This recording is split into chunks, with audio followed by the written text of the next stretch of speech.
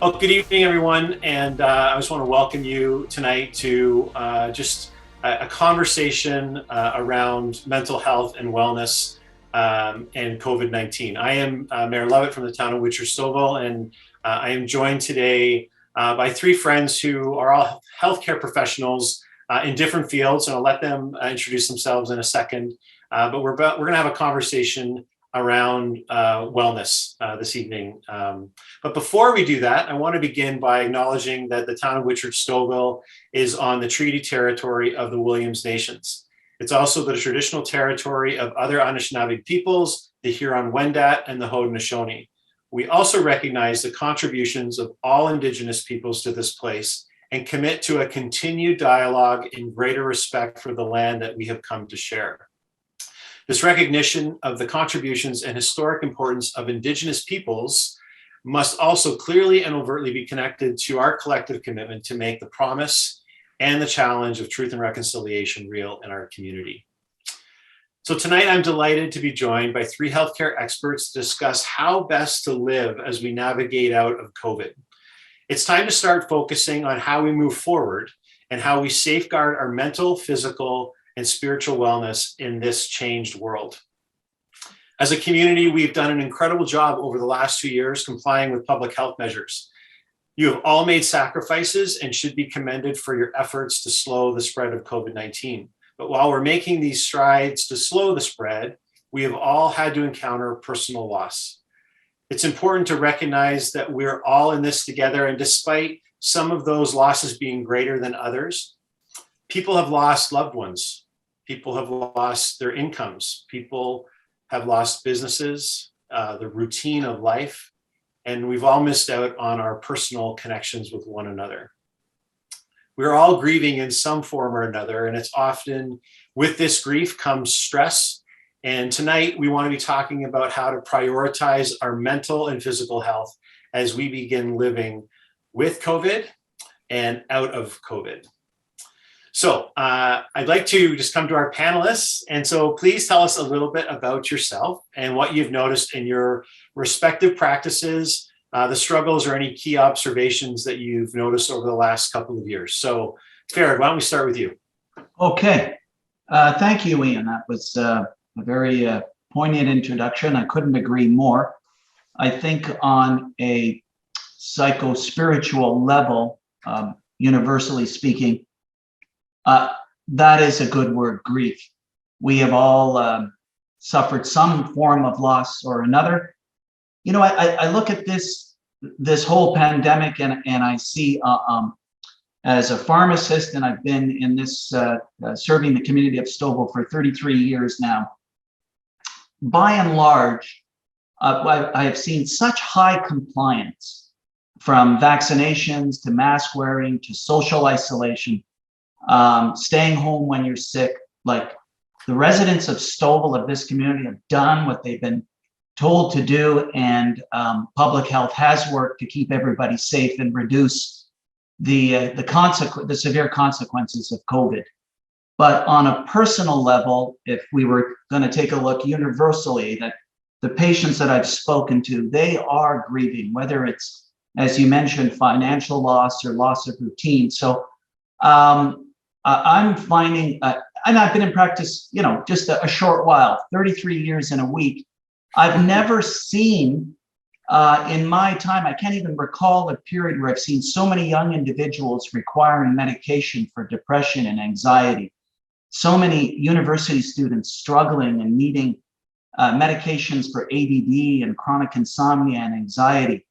It goes right through to the oldest of old, but I've never seen the young impacted so much. People in their 30s having heart attacks and strokes and developing diabetes and dealing with obesity. My goodness, when I started pharmacy practice in 1989, we didn't see these things until the 5th and 6th decade of someone's life. So, you know, it is alarming, and we are,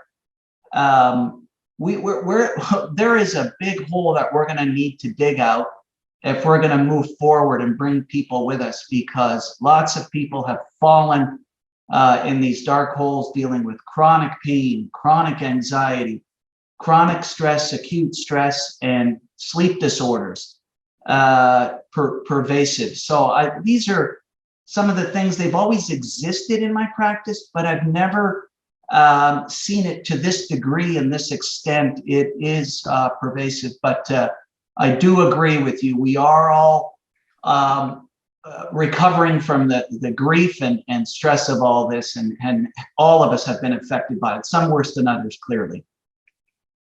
Thank you, Farid. Pearl?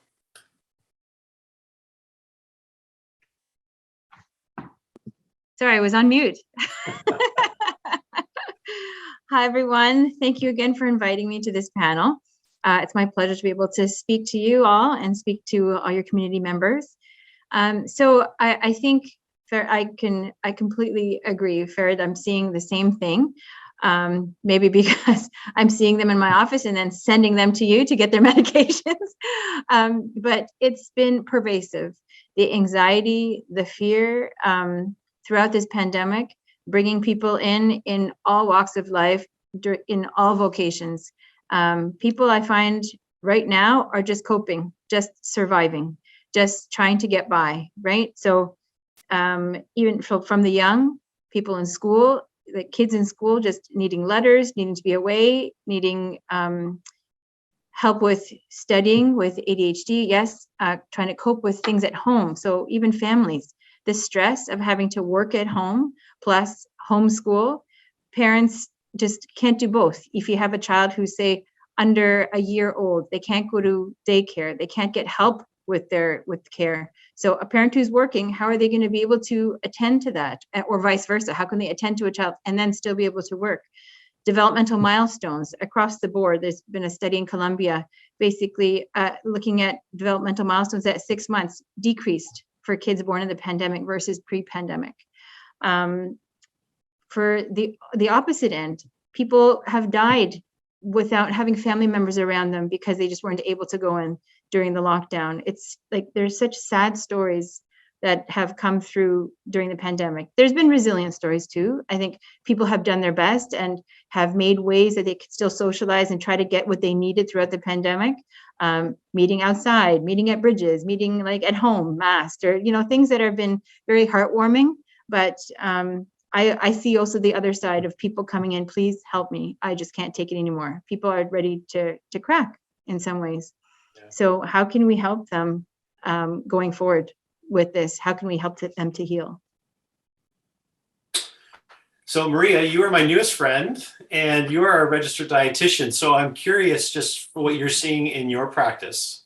Yes. And so thanks once again for inviting me to this panel. I think this is such an important discussion and I'm really happy to be a part of it. I think Farid and Pearl have highlighted many of the key issues. What I have noticed in my practice, similar to what you have noticed, Farid, is that, where depression or anxiety, ADHD, other mental health challenges have been present, I see with the pandemic that this has all been brought to the forefront. And the coping skills that people have adopted as a result, they're different from person to person. But of course, in my practice, food has really become that vehicle as a means by which people are coping with the added stress and anxiety. And alcohol consumption has increased as well, as we know during the pandemic, particularly in the first 4 months. I think there was a report early at the start of COVID that showed that up to sales were up by approximately $2 million, in Ontario alone. So, we're going to see the impacts of this moving forward. The impacts are delayed, and we're going to have to deal with this on a societal level, at the healthcare level as well. And so I hope we need to have supports in place to help people moving forward. So those are some of the things that I've seen in my practice where food, it's one or the other, right? And we're usually talking about extremes. So one extreme is where, because people are self-isolating, they're physically distancing, they're staying at home, they're not going out, they're not meeting with people. Boredom is high, loneliness factor is very high. Food is perhaps readily available, what else is there to do, right? So food becomes that vehicle by which people cope with emotions or boredom or whatever they're experiencing. Alcohol can also take part in that as well. Or the other extreme is seen where people are anxious, depressed, and that can affect appetite. So people have suppressed appetite. They don't feel like eating. So we have two extremes here where people are not eating enough to support their needs, or people are consuming outside of what maybe their body requires. And if people are living with chronic health conditions like diabetes or heart disease, and I work with these populations, that can impact their blood sugar levels. So now we're seeing high blood sugar levels because of the eating that's taking place. So it's a whole vicious cycle. Yeah. Farid? I just, Maria, you had said a couple of things that I want to just add, and I couldn't agree more. My goodness, I think we've, all of us, and including my patients, have ordered an inappropriate amount of food at the door when we've discovered all these delivery services. I didn't know you could get a cheeseburger and fries delivered to your house in less than 3 minutes or less. And myself and my family, we had succumbed to this, and luckily we broke free of all of this. But I'm seeing, just to pick up on addictions, not only alcohol misuse and abuse, but also with cannabis. People have developed all kinds of addictions and post-traumatic stress disorder to deal with this pandemic, with food, and developing unhealthy relationships, to weight gain. And just about every older adult that I deal with on a daily basis has a digestive issue, whether it's acid reflux or gas and bloating or irritability of the lower bowels, constipation, diarrhea. All of this is from, lack of fiber and lack of, healthy food choices that just out of convenience, we've gone to takeout food high in sodium, and it's really caused weight gain beyond digestion, like diabetes and blood sugar issues. But there is also this surge of addiction, and sadly, and I'm going to get emotional here, we've lost some folks. We've lost some folks to unintended and intended suicide with opioids and other dangerous medications like that if they're misused. So we could talk all night about the depths of COVID, but these stories will be told and do need to be dealt with moving forward. We're just we've got what I want us to transition to, and not to take up more time here, but is beyond these interventions that we've pounded, get back to healthy eating, physical activity, health promotion, and disease prevention. And we have to empower people. We are all healthcare professionals. And one thing that I've been challenged to do is, how do you have conversations with people, get them to make changes, recognize that they're under stress, all the while giving them education and then empowering them. I've had to learn how to change my approach. People are stressed, people are angry, people are fed up. And this has been not only personally and what I've gone through, but as a healthcare professional, huge learnings in how to motivate and empower people. Dealing with humans, Iain, as you know, are tricky. Getting them to do things in their own good is tricky. You've got to build rapport and trust before they take action. But there are opportunities before us here. Yeah. So Pearl, let me ask you, we all know there's this connection between physical health and mental health. So maybe you can talk to us a bit about the connection and how the two work together. And then Maria, would love to hear your thoughts on that as well. Sure, definitely. I just wanted to also, I completely agree with everything that people are saying, like what they're seeing, who they're seeing, and especially with locking down and being at home. the COVID-19, I call it, like the 19 pounds that you'll gain over COVID is still more than the Frosh 15, right? So I'm trying to deal with that sedentariness, trying to deal with now kids, instead of wanting to go out and play, I'll just stay home and I'll just stay online. They don't want to go out. People don't want to leave the Zoom, or they don't want to leave the side, the sight of the screen almost. We've just become so used to being glued to that screen. So yes, definitely promoting physical activity for sure. And then that physicalness, yes, there is absolutely the connection between your physical health and your mental health. I just want to give you an example. I used to work actually with Maria at Toronto Rehab. We're in cardiac rehab program. We did cardiac and diabetes rehab. We had a psychiatrist that would come and do excellent talks by the name of Dr. Brian Baker. So these lectures were provided because we realized, having that heart attack or surgery for bypass surgery, or having whatever cardiac event that they had coming in impacted them in a similar way that brought on fear. And that fear of going out, fear of coming to be, fear of trying to do what they used to do. They used to be able to walk, they used to be able to run, they used to be able to jog, they used to be able to do sports. And now the very thought of that brings them fear of having that heart attack again.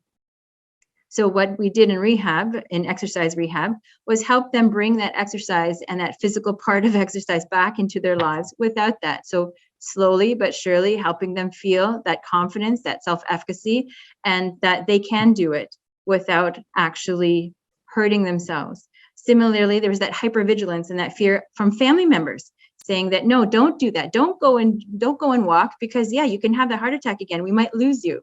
So I bring this up because this is also similar to COVID. Like, people don't want to go out. They don't want to see people. They don't want to, for the fear of getting COVID. But that physical part of getting out, going to exercise, what would heal that person with the cardiac event. The exercise rehab was what you needed to help heal that heart. What we need to be, maybe to be social, to get our immune systems going. We need that to help kind of heal and get over all this, the fear of being with other people, the fear of catching COVID. The physical part of actually exercising, or our physical bodies, are so intertwined with our mental. When we exercise, when we feel healthy, our minds feel better. Like we feel calmer, we feel more in tune, we feel less depressed. There's a absolute connection between being physically fit and being mentally fit too. So we need to be looking at both, definitely. And so many aspects contribute to that mental health. It's not just the exercise, but it's getting that interaction, having connection with other people. Like, the opposite of anxiety is the opposite of anxiety is not having no anxiety. It's actually having connection with other people. So having support and being able to go see people. But now we're so used to being masked. We don't even see faces. We don't see smiles. I have had patients that have asked me, or that they're calling because, oh, you know what, I'm wearing a mask at home with my 2-year-old daughter because I'm afraid either I'll give it to her or she'll give it to me. And I say, no, there's so much into a face. There's so much with the face. There's so much with the smile. There's so much that you need to have face to face to be able to connect properly with people. That's more detrimental. I don't think you'd want to trade, right, that connection with people for the possibility of getting COVID, which is, like, for survival rates in anyone under 19 is literally 99.999%. So would you trade that risk to not having that connection with someone growing up with you, like with your children? And I don't think you would. So there's so much to being physically and mentally healthy, and to getting our society back into healthiness in both aspects. Yeah. Maria? Yeah, well said, Pearl. I'm just going to build on what you're saying. And our experience working in cardiac rehab, I think there's so many positive and optimistic stories and experiences that come from there. There's research that shows, and this is building on what Pearl was saying, there's research that shows when we can be more physically active, doing that physical activity in nature, and if we have the opportunity and the opportunity to do that in the company of another human being, or maybe pet or someone else, that actually not only helps to improve fitness because we're being more active, we're getting stronger, but it also impacts our mental health. And I don't think we can't look at them separately. We're whole beings, right? We're not just about our physical health. It's our mental health. It's our emotional, spiritual health. Like we're whole beings. And so, Farid, I think back to what you were saying about people living with pain. We saw this in cardiac rehab as well. And I continue to see this in my practice. This connection between when your physical health is not at par or maybe where you want to see it. When people are living with pain, it's very challenging for them to just participate in activities of daily living, let alone being more active and exercising. And we hear this recommendation all the time. And while I support that, I mean, we all benefit from being more active.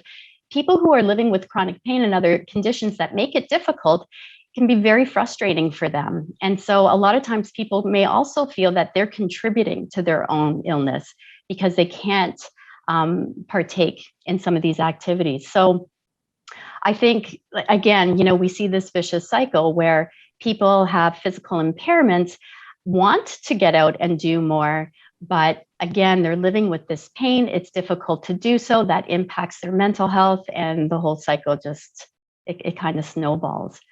The good news is, though, because I think it's important to highlight the good news is, and again, I draw back on our experience in cardiac rehab, we saw folks that for many of the folks that I met with, many of them never exercised, never participated in regular physical activity as we know it. And for the first time in their lives, and a lot of these were older adults, like 50s plus, right? 60s plus. Many of these older adults started for the first time to engage in regular physical activity.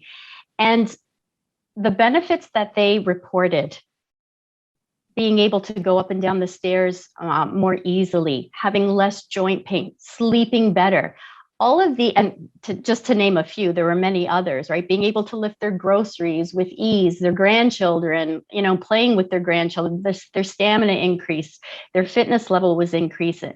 A lot of these benefits, health improvements surfaced. And I will also say, people didn't necessarily lose weight at the same time, but their fitness improved, their quality of life improved. So I think these are important things to focus on, and slowly helping to guide people back to what maybe their routines were pre-pandemic, and taking small steps to get there. I think that's really key. So kind of building off of that, let's just talk about some ways that we can go about creating healthy lifestyles for optimal immune function. There's been lots of conversation, lots of debate over the course of the pandemic about, do you get the vaccine or do you, just worry about your natural immunity? And I think my opinion is that it's actually both. But I'm really keen on understanding from Farid, maybe you can lead us off about what we can do to create a healthy lifestyle where we can see our immune system really strengthen, and we can build that natural immunity within our bodies. Oh, you're muted. You guys can keep your mics off. It's okay, or on. It's okay. Okay. No, that's a great question. That's something that that question has come up throughout my career, but like no other time in the last 2 years. It's a common question. What can I do to bolster my immune system? What can I do to improve my immune function? I've already been triply vaccinated. I sanitize, I wash my hands, I eat really well. First and foremost, we need to teach people to breathe. Breathing is important for immunity. Many of us have been holding our breaths, waiting for this to be over.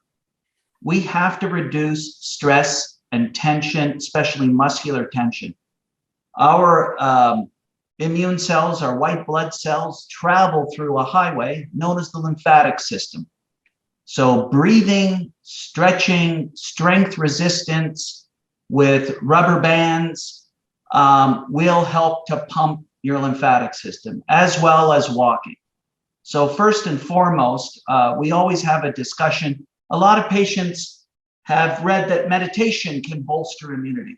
But many people find meditation really difficult. Their thoughts wander, they get restless, they get agitated.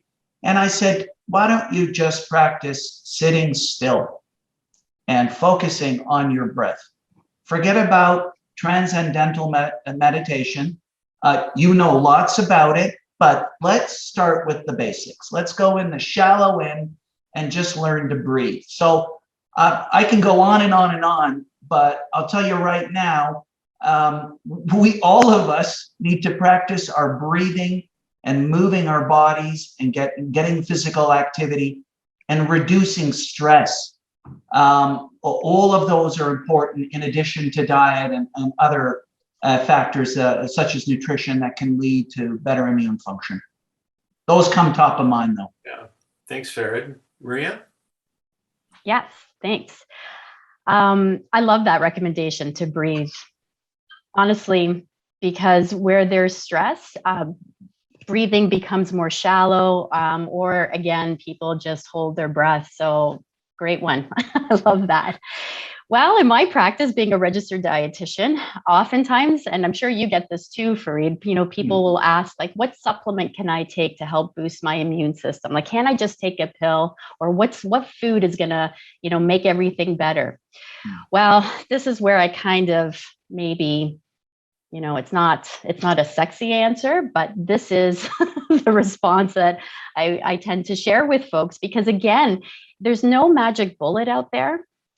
There really is no magic bullet. So when it comes to diet, food alone, right, it's really the whole package. When we take a look at the evidence as to what helps to build and increase immunity, it's really an overall balanced, healthy diet. And what do I mean by balanced, healthy diet? Well, we have Canada's food guide, which is now the plate model, right? And so I think many of us listening may be very familiar with the plate model, but if you're not, basically as a guideline, what that entails is you've got your plate aiming to get more color on your plate. So aiming to fill half your plate with plant foods that consist of non-starchy vegetables, maybe some fruit in there, getting color, the greens, the oranges, the reds, what have you. The other half of your plate can then be further divided so that a quarter of it includes some kind of grain or starchy vegetable like potato, sweet potato, and then the other quarter of the plate, that's where protein can go. Meat, fish, if you're vegetarian or prefer not to eat meat, legumes can go there, tofu, edamame, things like that. So the plate model, I think, is a nice visual for people when we talk about balanced meals. That is something to look to, and recognizing that, eating regular meals, so not skipping meals, not aiming to not delay meals. And if meals are delayed because life happens, making room for a snack, right? So just something to help build that gap, right? Bridge that gap. And so I think it's like the whole diet and not just single individual nutrients, because people who take supplements, depending on what supplement people are taking and the dose that they're taking, that can actually backfire and have health consequences. So, and then there's other research, like when we take a look at vitamin C, like there really is no inherent harm or risk in taking a vitamin C supplement. But research does not support taking vitamin C supplements to ward off the common cold or other viruses. There's no research to support that. We also get more than one nutrient when we eat food, right? So we're not singling out these nutrients, with the exception of perhaps vitamin D. Vitamin D is really hard, and I welcome Pearl and Farid to jump in if you want to comment on this, but vitamin D is really difficult to get from, or the amounts that are recommended is very difficult to get from our diet. The climate that we live in, especially now, we're not exposed to the sun, so vitamin D is known as the sunshine vitamin. And even if we are exposed to the sun in the summertime, if you're wearing sunblock, that prevents your body from making and manufacturing vitamin D. So taking a supplement all year round, I don't really push taking supplements, because I do believe in food first. And again, it's about a balanced diet. There is no one single food that's going to boost the immune system more than the other. It's really the whole package. But vitamin D, to help support that balanced nutrition, that balanced way of eating, will give you what you need, because it's very challenging and difficult to get from food. Pearl? Agreed. Vitamin D is one of the more studied supplements for sure that I would say has a relationship with outcomes for severe like COVID mortality, morbidity, and mortality. You're 10 times more likely to have a severe outcome if you're COVID positive and your vitamin D levels are less than 20 nanograms. So definitely COVID, not even just for COVID, but generally anybody in Canada, I think because we live so far north, we should all be supplementing with a bit of vitamin D, at least in the winter time.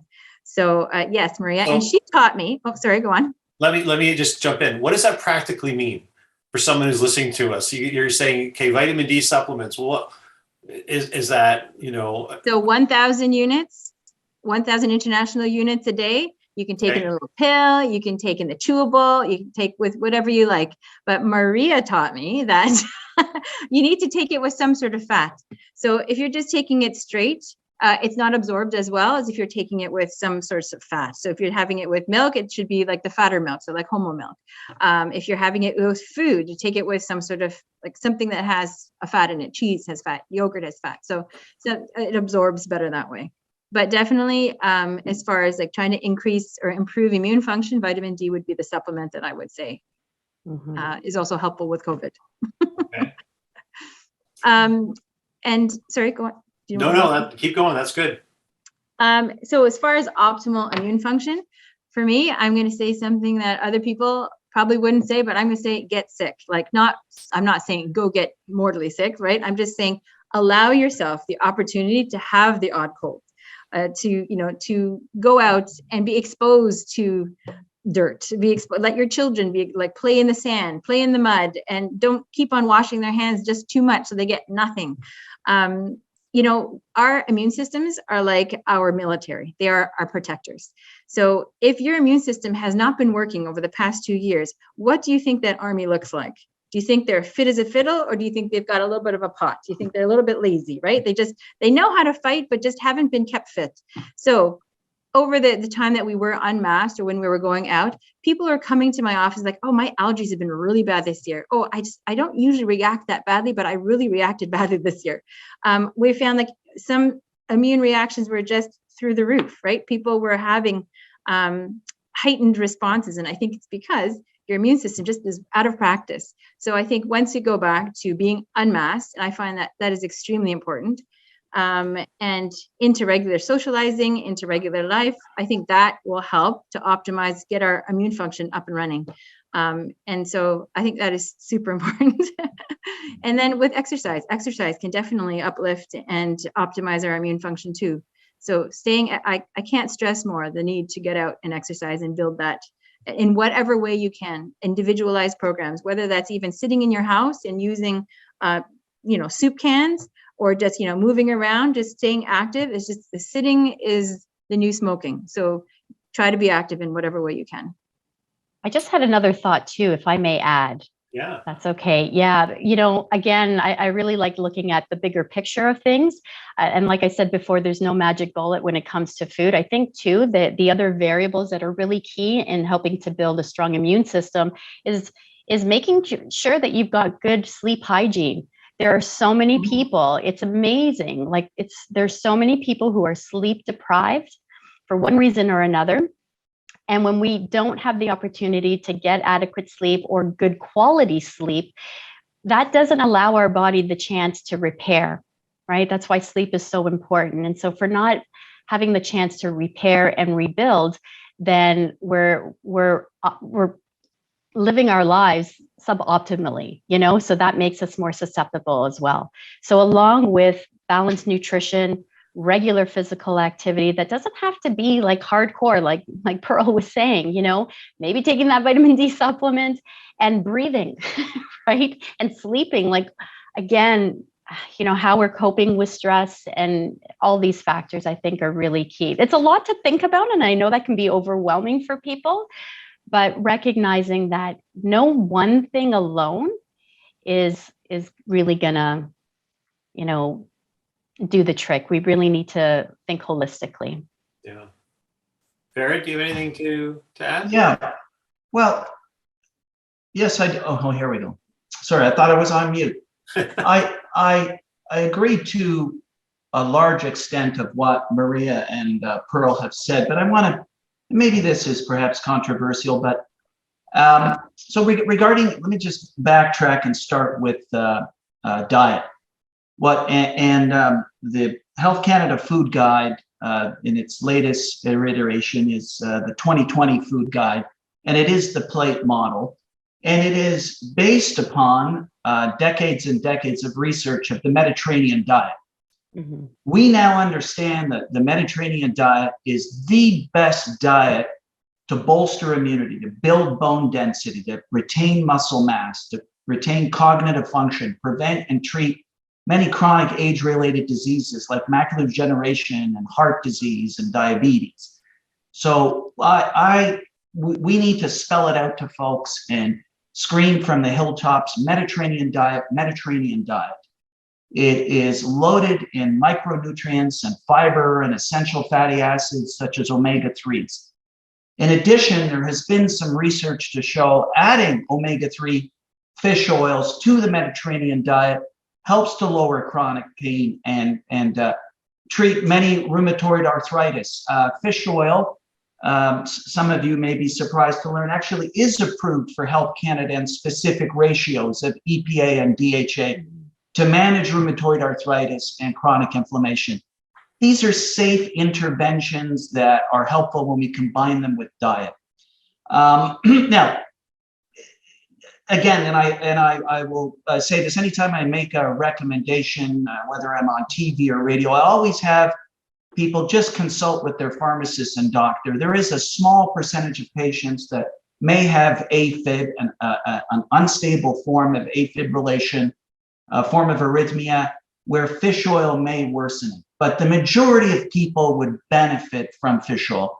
We see better mood, better sleep, less anxiety, less pain and inflammation, greater mobility, greater skin health, eye health.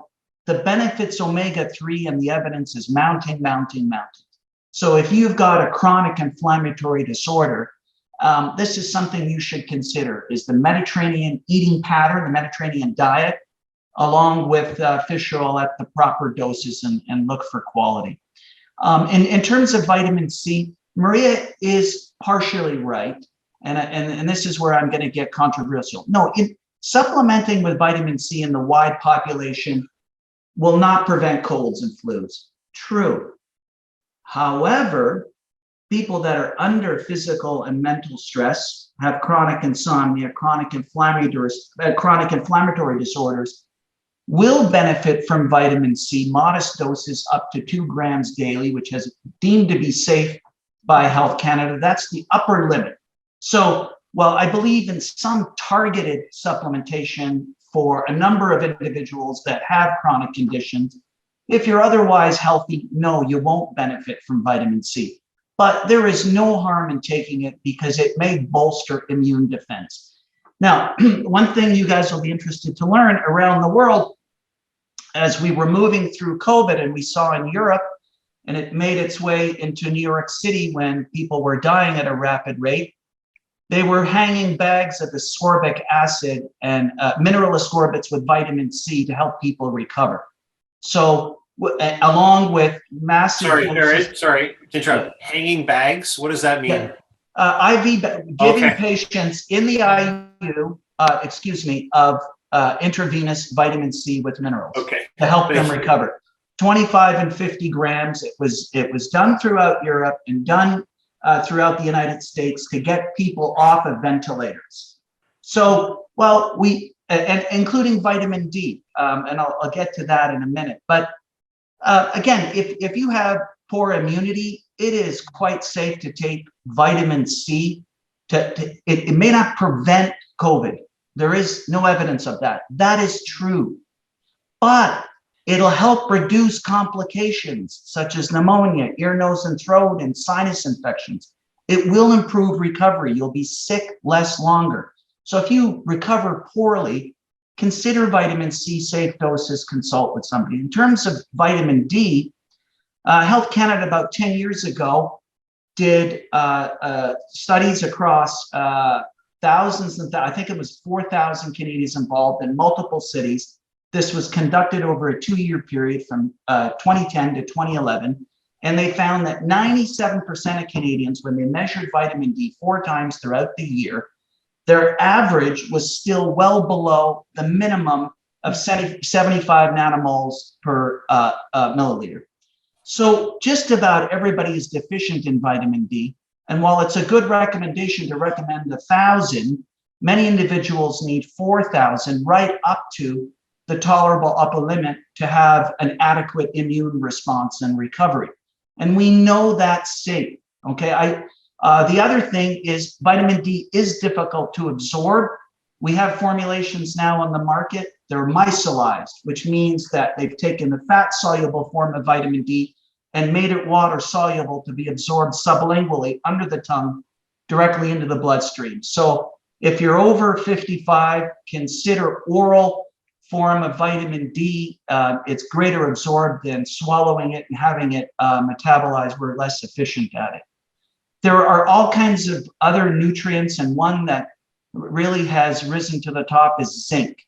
Zinc deficiency has been shown to delay immune response, delay recovery, and increase the risk of complications. I'm dealing with patients with chronic severe diseases on a long list of medications, and even with the best of diets of Iain, at a minimum, I think those with chronic illness on medication should consider a multiple vitamin and mineral supplement that includes zinc, that is specific to their age and gender and where they are in life. For instance, younger women menstruating would need iron. Older men and women, if there's no need, they would want to choose a multiple vitamin without iron. But it is, and I will say this until I pass, it is a waste of time to buy boatloads of supplements and expect to have a strong immune system. If you're not eating properly, if you're not getting physical activity, if you're not reducing stress and getting adequate sleep, none of this is going to help you. I think it's important also to know that, like, it's called a supplement for a reason. It's something that potentially can be taken in addition to what you're eating, but it's not a replacement for food. Yeah. Pearl, I want to circle back to something that you said that I think some might think could be deemed as controversial a little bit, which was you said get sick as a response to build your immune system. I think that over the last 2 years, that's exactly what everyone has been afraid of getting. And, everyone, well, we've just heard in the last 3 months, if you have common cold symptoms, you probably have COVID, and that elevates a level of fear, I think, in people, which obviously impacts their physiology, how they respond to their family members and one another. So can we just unpack that a little bit as a group, and specifically dealing with the fear issue? I think that, prior to COVID, I don't think anyone, certainly the general population of the public, would have worried about catching a cold. I think now, and one of the things that I'm concerned about, even as a dad with my own kids, is, okay, if they just catch a common cold now, what does that mean? Like, is there a new pandemic? Is there a new illness that no one knows about, right? And so the elevated fear in people. So can we just talk about that as a group? That'd be really helpful, I think. Sure, absolutely.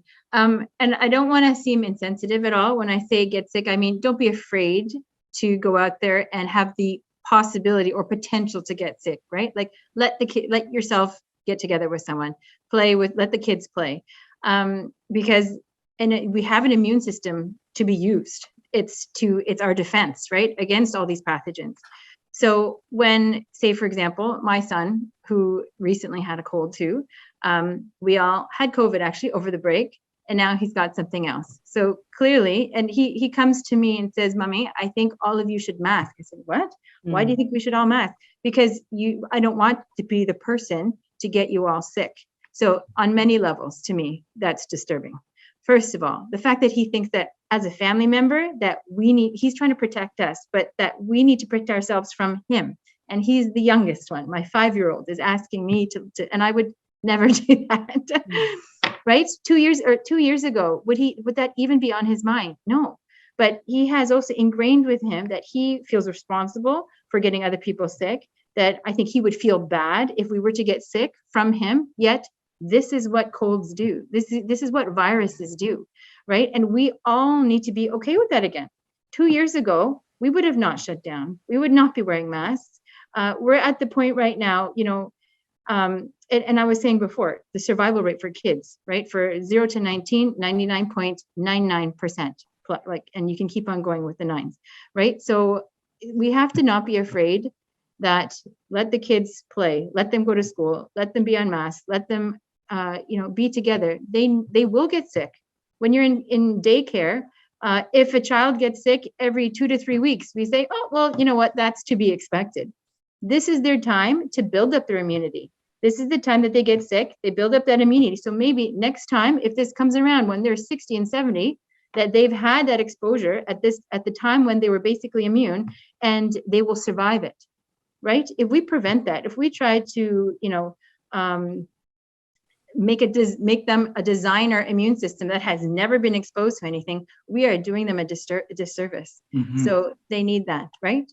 Mm. And even if we think back to like flu rates, if you think that there's 10 to 15 children that may pass from flu per season in Canada, whereas since January 2020 to basically October 21, so that's 4 waves, we've had 17 deaths in children.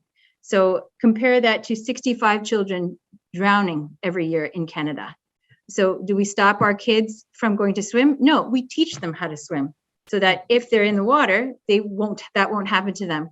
So we need to get our kids the immune system that they deserve and allow them to be free and to be, in school and playing with each other and being exposed. I'm on these chat groups and I've heard, well, they don't have the proper HEPA filters. They don't have, why are these children sitting together? Like, because they need it. And not even just for the immune system, socially. Like my child started kindergarten when the pandemic started, which was the worst time for a child who had not been in any programs for the past 6 months to come in, be dropped in a new country, basically. So he thought, with a new culture, with a teacher who was fully masked, fully shielded, with a gown, and speaking out of a microphone. Like, how scary is that? My teacher is an alien, basically. And he's made to sit 2 meters from anybody. So how do you make friends like that? And you can't play with anybody. You can only bring toys and play by yourself. What a sad sight that is. We need them to socialize, be together, get the colds that they get from their friends, and build that immune system. So that's what I mean by get sick. Don't be afraid for them to have that opportunity. Farid? I want to just, I couldn't agree more with you, Pearl. When you look at the consequences of, and we have evidence in medicine, it's known as the sterility theory, where we get kids in environments that are overly sanitized and they're indoors all the time and they don't play outside and they're not exposed to dirt and develop their acquired and adaptive immune systems. There are consequences of that. In terms of the evidence, before the age of 6, it is common. It does not mean there is something wrong with your child's immune system if they develop 6 to 8 colds. It's how we treat those 6 to 8 colds. Sometimes, and by now, as a pharmacist, the caution I want to make is that Pearl is absolutely, it is normal. That is how their immune system is developing and surveilling and growing and getting smarter and becoming more resilient. So when they become teenagers and adults, they've got a fulsome immune system ready to tackle the world. So we can't let the fear and small risk of holding our children back weighed against lack of developing socially, mentally, physically, immunologically. So we do need to, as part of moving forward, get our kids to socialize and get outdoors. We know if we keep them inside, they'll have more colds and flus. They'll develop more allergies. They'll develop more agitation. They'll be less confident. There is something to be said when we get kids to go outside and master their world, so to speak. And that's one thing, Ian, that I miss on this street is hearing kids screaming and yelling outside and playing street hockey and watching the little girls hopscotch. Like, where have the kids gone? Why are you so afraid that you can't let your kids even go on the driveway? My goodness. So you have struck a nerve, Pearl. I couldn't agree with you more. I just wanted to add further to what you said. Mm-hmm. And just as a disclaimer, can I, make a disclaimer for that? I totally am for that. But this is obviously for the people who are not immunocompromised, who don't maybe have close family members who are also immunocompromised or have severe disease that you're worried about. So this is for the average general population that don't have those worries. But absolutely. I agree. And yes, I think the reason why kids don't play outside goes far beyond just this pandemic. Like when I was growing up, we would play all the time with like 50 kids on the road. You don't see that. Like I have to knock on a door to say, can you play with my child? Or like that, it's just not the culture now. And I think we need to bring that back. Sorry, I agree. Maria, I didn't mean to interrupt you. No. I agree. I want to add, if I may, Ian, one intervention, because there is growing evidence in children and how we treat colds and flus. We see that kids, when they're exposed to cough and cold medicines, which are now been deemed inappropriate for children under the age of 6, you should never give your kid anything with dextromethorphan or guaifenesin or any of the traditional over-the-counter medicines. They have been deemed to be inappropriate, and children under the age of 6 are at high risk. In terms of acetaminophen use, there is such a thing as using too much Tylenol in children. When we will never get a body temperature to return to normal. The body heats itself up. That's how the immune system launches itself. And when we excessively use Tylenol, we've shown we delay recovery. But where we give Tylenol is to provide comfort to kids so that they can sleep, get rest, and eat, and recover from the cold. And it is quite appropriate to use it for 1 or 2 or 3 days to assist them. But this business of giving kids Tylenol for weeks on end because they're sneezing or they're having a minor cough, we're holding back the development of their immune system. So we need to take smart approaches, not only going outside and socializing and being cautious of over-the-counter medications, but the one nutritional intervention that I want to talk about is just real briefly is probiotics. The evidence on probiotics in helping intestinal immunity, especially in kids, develop a more fulsome immunity and reducing the incidence of allergy and asthma is substantial now.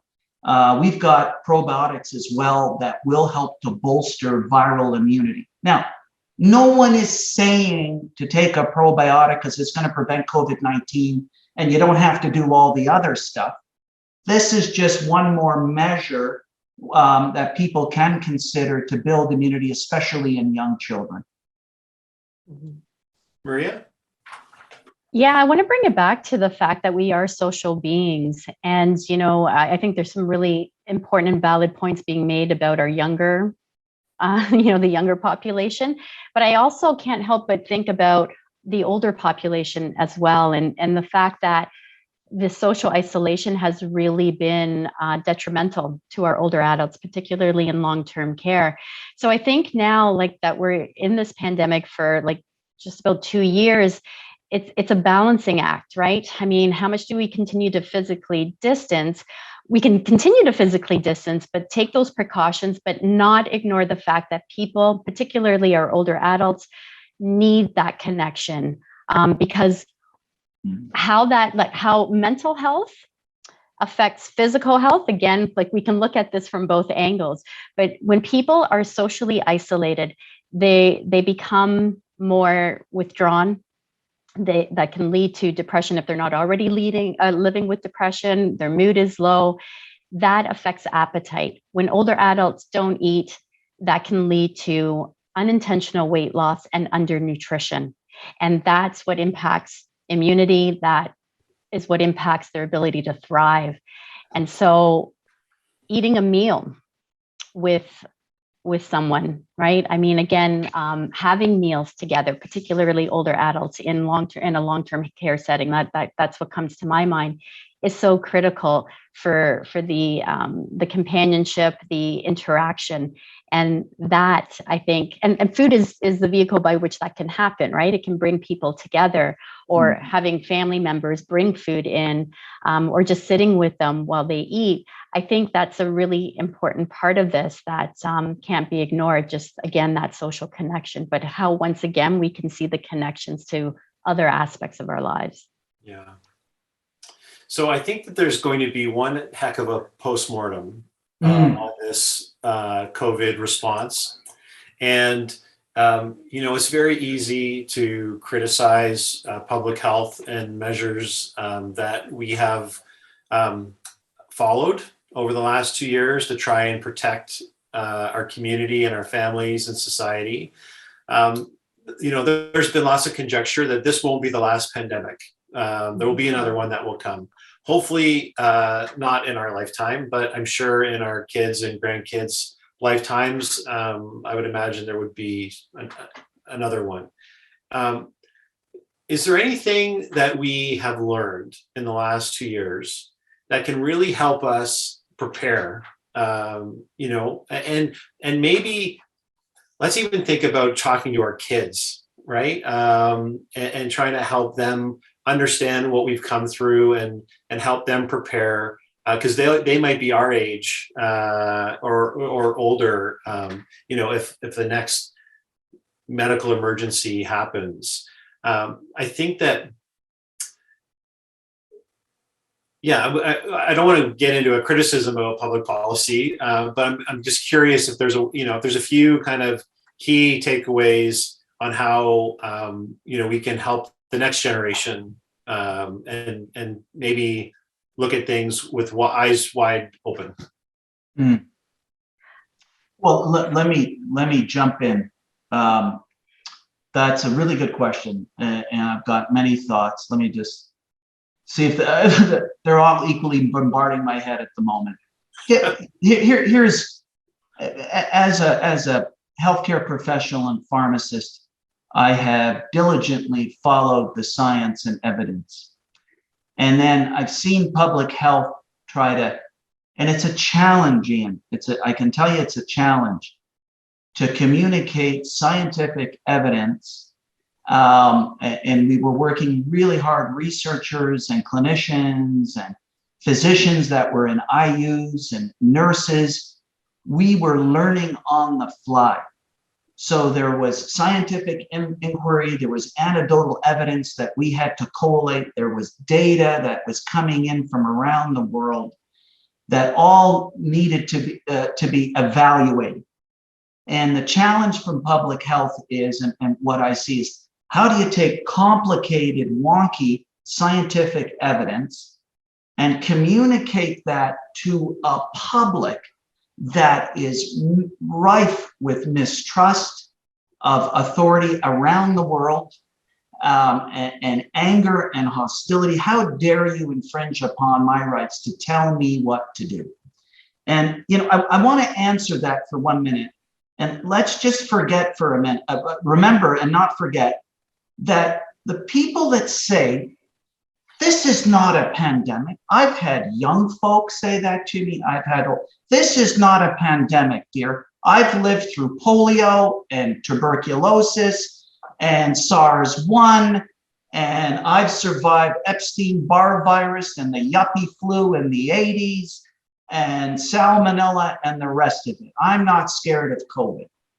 And to that I say, let's remember this. We closed 80% of the economy. there were no cars on the road for almost a year. We were washing our hands, we were wearing masks, we've all been triply vaccinated and been very cautious. Look at all the measures that we had to take, and we still had a death rate that was 6 times higher than the average flu season. So there were a lot of loss, not only of life, but of finance and way of life as well. So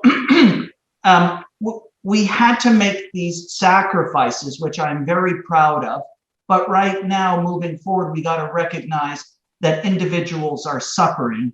And now what is the message? What have we learned?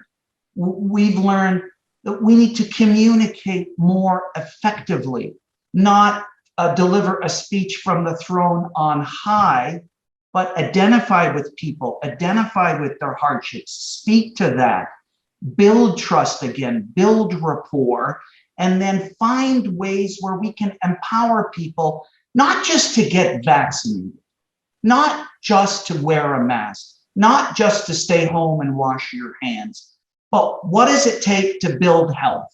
I grew up in the 70s in this province when we had the Bill Davis Participation Program, Ian. And when I was in grade 2, I worked out all year because I wanted to get that gold ribbon, Ian. I wanted to be able to do the push-ups and sit-ups and run through that obstacle course. Why don't we have meaningful discussions about physical activity? Why don't we have meaningful discussions about stress reduction and giving people information beyond these simple-minded rules, but giving them guidelines and principles to follow, and then allowing them to make smart choices in their life. And this is what I try to do with, we can develop rules. The problem is humans don't like rules. But if we give them principles and values, this is what we'd like you to do, right? Then there's a little bit more freedom of choice. So I think for me, what the biggest thing on a societal level, being part of the healthcare professional and as an individual practitioner, I'm still learning and finding ways to communicate and build people's trust and empower them and transfer confidence and let them know small, little, simple steps that you can take to rebuild your health and your family's health. I think that's probably the biggest lesson I've learned. Thanks, Farid. Maria? Yeah, thank you. I think I'm going to take a little bit of a different stance here. And I think for me and for probably all of us here, we've seen how the pandemic has brought inequities in our society to the forefront.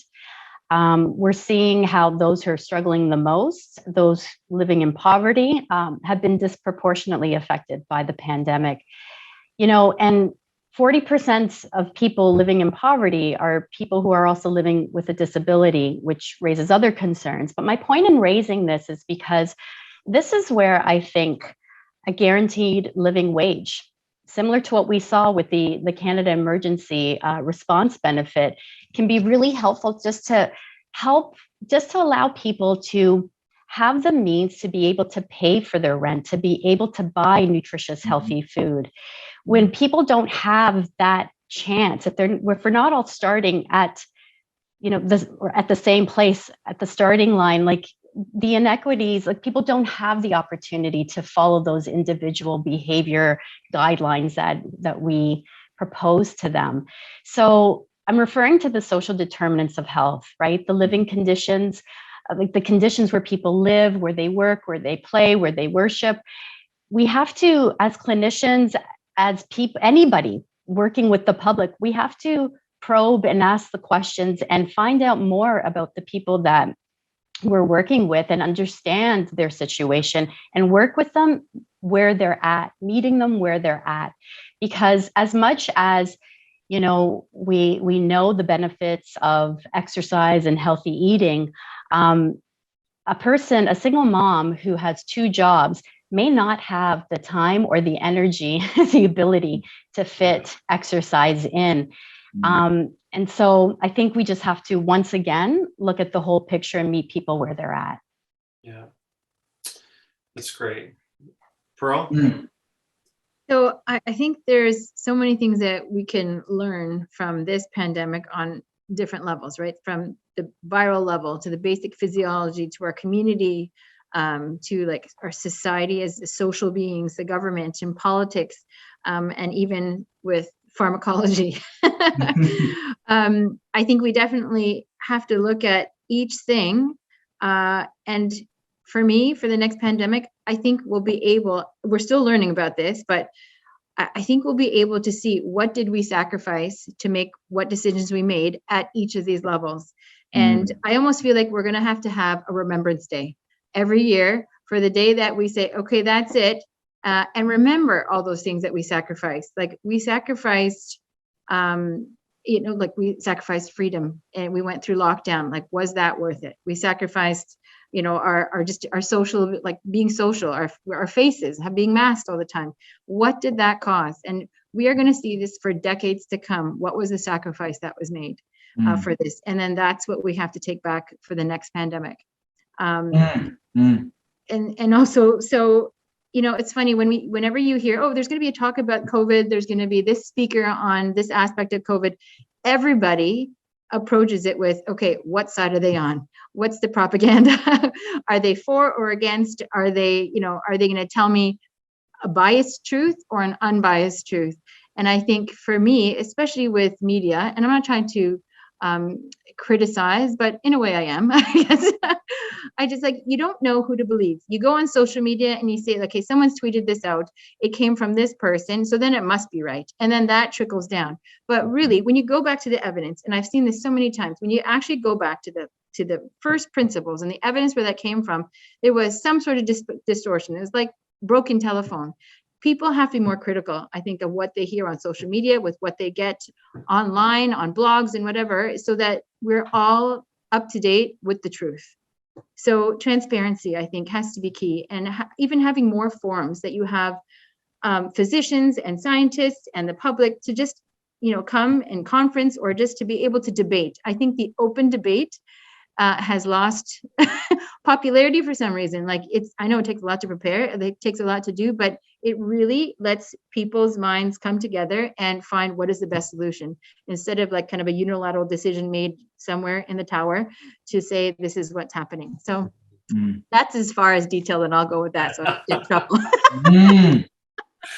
Well, I heard a psychologist in referencing COVID and the pandemic of our generation. It's much like World War II for our grandparents, or the Great Depression for our great-great-grandparents, and the impact that had on society.